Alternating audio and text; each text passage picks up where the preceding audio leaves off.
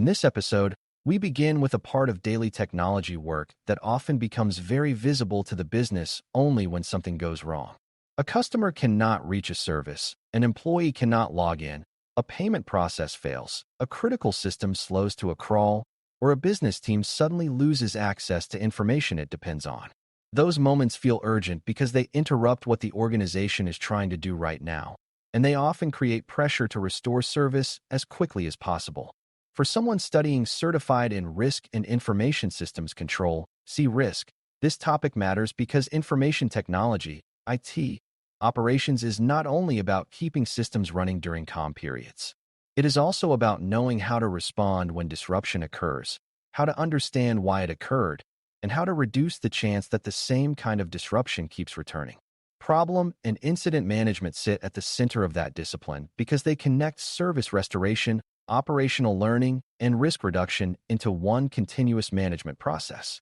Before we continue, a quick note. This audio course is a companion to our course companion books. The first book is about the exam and provides detailed information on how to pass it best. The second book is a Kindle-only ebook that contains 1,000 flashcards that can be used on your mobile device or Kindle. Check them both out at cyberauthor.me in the Bare Metal Study Guide series. An incident is an event that disrupts service, reduces service quality, or creates a condition that demands operational attention because business activity is being affected or is likely to be affected very soon. A problem is different because it refers to the underlying cause or deeper condition that allows incidents to happen, repeat, or remain likely until something more fundamental is corrected. This distinction is one of the most important ideas in the topic because beginners often treat the two terms as interchangeable when they are actually serving different purposes. Incident management is mainly about restoring normal service and reducing immediate harm, while problem management is about understanding root cause, identifying deeper patterns, and preventing recurrence where possible. If an organization restores service but never investigates why disruption happened, it may feel successful in the short term while quietly setting itself up for the same failure again later. If it spends too much time investigating while service remains down, it may protect the long term poorly because it ignored the urgent needs of the present. Mature operations knows how to do both at the right time. Incident management exists because the business cannot wait for perfect understanding before it receives help. When systems fail or users lose important capability, the first priority is usually to stabilize the situation, reduce impact, communicate clearly, and restore service enough for the organization to function again. That does not mean rushing blindly or making random changes under pressure. It means operating with urgency and structure at the same time. Good incident management helps the organization detect issues quickly, classify them sensibly, assign responsibility, coordinate the right teams, escalate when needed, and track the incident through restoration and closure. For a beginner, a useful way to understand incident management is to picture a medical emergency room. The immediate job is not to write a long research paper about why the patient became sick. The immediate job is to assess the severity, keep the patient stable, reduce the danger, and make sure the right people are involved. Later, a deeper investigation may follow, but the first duty is operational response that protects continuity and reduces immediate business harm. Problem management takes a longer and more analytical view. Once the urgent disruption is contained or normal service is restored, the organization needs to ask whether the incident was a one-time event or evidence of a deeper condition that remains unresolved. A recurring application crash, repeated access issue, ongoing network instability, or frequent vendor service interruption may all point to a problem rather than a random isolated event. Problem management exists to find that deeper cause, understand how it creates operational weakness, and determine what must change so the organization is not trapped in endless restoration work. For beginners, the key lesson is that problem management is not about assigning blame after an outage. It is about learning. If the same symptoms keep returning, the organization is paying the price of weak learning every time it restores service without fixing the underlying cause. Strong operations therefore values both fast incident response and deeper analysis afterward, because resilience depends on more than speed. It depends on the ability to convert disruption into insight and insight into lasting improvement. A mature operations environment usually classifies incidents by severity, urgency, and business impact rather than treating every event as equal. A login issue affecting one user, while important to that user, is not handled the same way as an outage affecting a revenue-generating platform or a critical patient care application. Severity classification helps the organization decide how quickly to respond, how much leadership visibility is required, which technical or business teams must be involved, and whether special coordination procedures should begin. For a beginner, this matters because incident management becomes chaotic when everything is treated as a top emergency or when serious events are underestimated because no one has agreed what makes them serious. Classification creates shared expectations. It does not solve the incident by itself, but it helps people respond proportionately. A mature organization usually considers factors such as number of users affected, criticality of the service, sensitivity of the data involved, legal or regulatory implications, and likely impact on revenue, operations, safety, or reputation. Those factors help move the response from emotion toward structured business judgment. Early detection and reporting are also central because the speed of awareness often shapes the size of the damage. An incident discovered quickly may be contained before it affects many users or spreads into dependent systems. An incident discovered late may already have created a backlog, customer frustration, missed transactions, or a much harder recovery path. Detection can come from system alerts, user complaints, service desk reports, vendor notices, internal monitoring, or observations from staff close to the business process. The important point for beginners is that organizations should not depend on only one channel of awareness. A system may appear healthy from a purely technical point of view while users are already experiencing serious friction. In the same way, a user complaint may reveal something that no dashboard had yet classified as a major issue. Good operations therefore encourages prompt reporting, listens carefully to multiple signals, and avoids dismissing early concerns simply because the available data is incomplete. Early awareness gives the organization room to think, coordinate, and act before disruption becomes more severe. Once an incident is identified, triage becomes essential. Triage means gathering enough information to understand what is happening, how serious it appears to be, what may be affected, what immediate actions are reasonable, and which teams need to engage first. This stage can be difficult because the organization is often working with partial information, time pressure, and uncertainty about the actual cause. A beginner should understand that triage is not supposed to produce perfect knowledge in the first few minutes. It is supposed to create enough clarity to support sensible action. Good triage avoids two bad extremes. The first is overreaction, where teams assume the worst immediately and create unnecessary noise. The second is underreaction, where teams treat a meaningful signal casually and lose valuable time. Triage works best when roles are clear, escalation paths are understood, and teams are trained to separate symptoms, impact, and possible causes without becoming paralyzed by uncertainty. In that sense, triage is one of the main places where operational discipline turns confusion into coordinated movement. Communication during incidents is just as important as technical response because people need to know what is happening, what is being done, and what they should expect next. Poor communication makes disruptions worse because it creates rumor, duplicate work, unnecessary escalation, and loss of trust among business leaders, support teams, and end users. Good incident communication is timely, clear, and honest about what is known, what is not yet known, and what the next update will cover.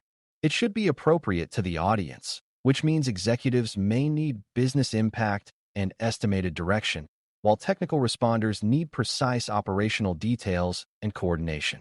For beginners, this is an important reminder that incident management is not only a technical activity, it is also a leadership activity. People can tolerate disruption more effectively when they believe the organization understands the issue and is managing it competently.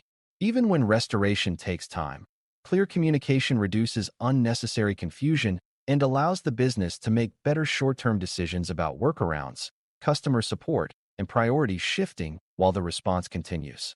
Restoration of service is usually the central goal of incident management, but restoration does not always mean full and final repair on the first move.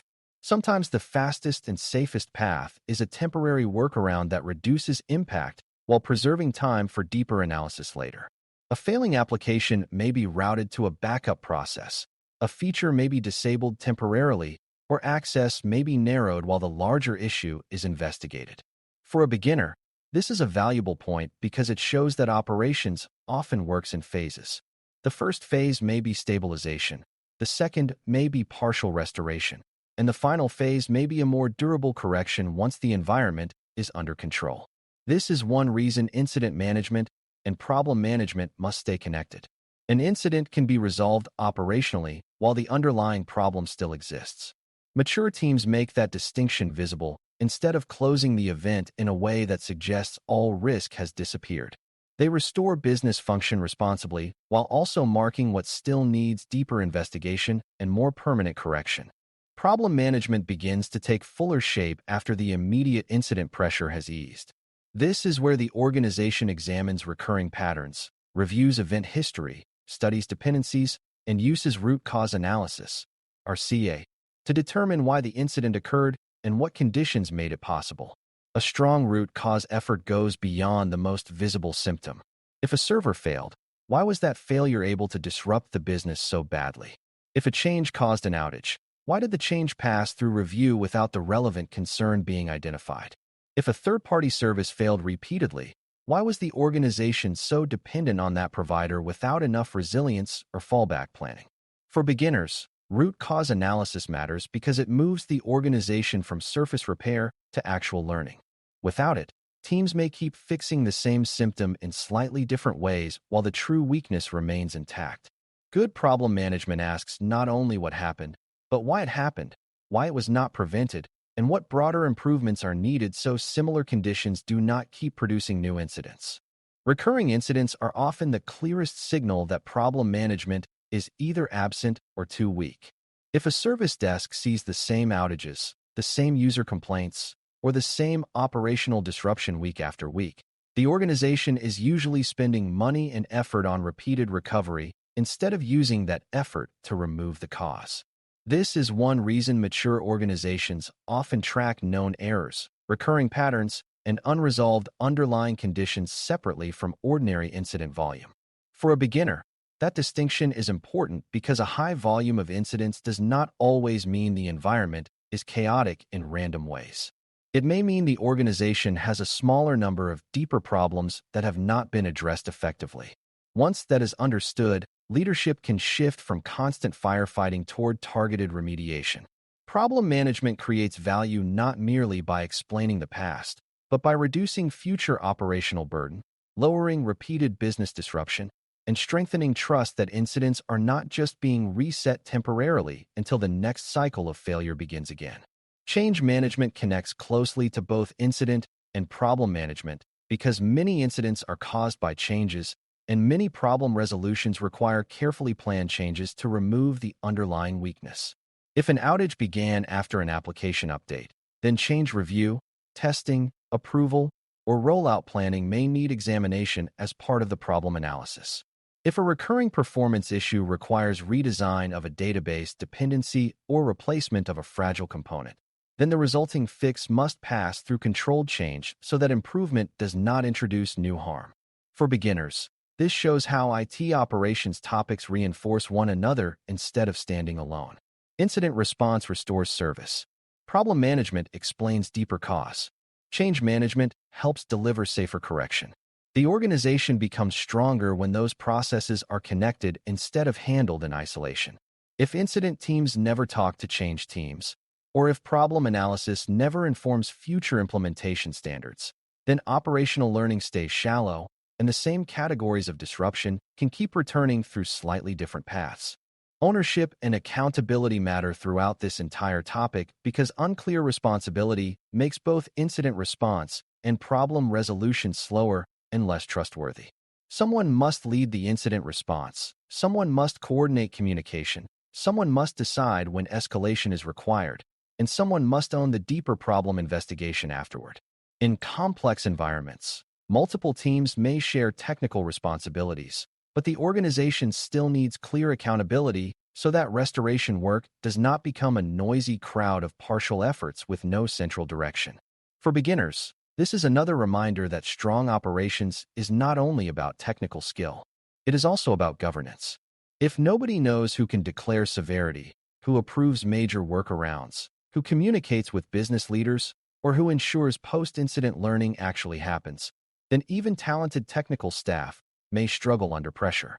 Clear ownership creates calmer execution because people know who is leading, what path decisions follow, and where responsibility rests when the organization moves from disruption into recovery and then into deeper improvement. Metrics and lessons learned are important because organizations need a way to judge whether their incident and problem management practices are improving over time. Useful measures might include time to detect, time to restore, recurrence frequency, backlog of unresolved problems, or the age of major known issues still waiting for deeper correction. These measures should not be used merely to punish teams or create superficial performance theater. Their value comes from helping leaders understand whether the response process is getting faster, whether recurring weaknesses are being reduced, and whether the organization is actually learning from experience.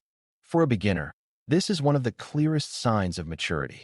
A strong organization does not only celebrate quick restoration, it also asks whether similar incidents are becoming less common, whether communication is improving, and whether deeper operational weaknesses are being removed instead of tolerated. Good measures therefore support both accountability and learning. They help the organization see whether it is becoming more resilient or whether it is simply getting faster at temporarily surviving the same old failures. A simple example can bring all of this together. Imagine a retail company experiences repeated checkout outages during peak sales periods. Each time, incident management works hard to restore service, reroute transactions, and communicate updates to store managers and support staff. That immediate response matters because lost checkout capability creates direct revenue loss and customer frustration. But if the outages keep returning, problem management must go deeper and ask whether the root cause is a capacity issue, a fragile third-party dependency, a poor change process, or an architectural weakness in the way the checkout platform handles peak demand. Once the cause is identified, lasting correction may require controlled change, better monitoring, improved vendor oversight, and clearer operational thresholds before the next high-volume period arrives. For a beginner, this example shows that incident management protects the present while problem management protects the future. The organization needs both if it wants not only to recover from disruption, but also to become less vulnerable to repeated disruption over time. As we close, the main lesson is that IT operations depends on two related disciplines that serve different but equally important purposes. Incident management helps restore service, reduce immediate harm, coordinate response, and communicate clearly when disruption occurs. Problem management helps the organization learn from those disruptions, identify root cause, reduce recurrence, and improve the operating environment so the same conditions do not keep producing the same pain. CRISC expects you to see that resilience comes not only from fast reaction, but also from deeper understanding and better follow-through. For a new learner, that is the heart of this topic. Mature organizations do not treat every outage as a one-time inconvenience and then move on. They respond quickly, learn carefully, fix thoughtfully, and connect operations to broader risk reduction. When incident and problem management work together well, the business gains more than recovery. It gains a technology environment that becomes smarter, steadier, and more trustworthy each time it is tested. Thanks for listening. For more audio courses, daily newsletters, and more, please visit baremetalcyber.com.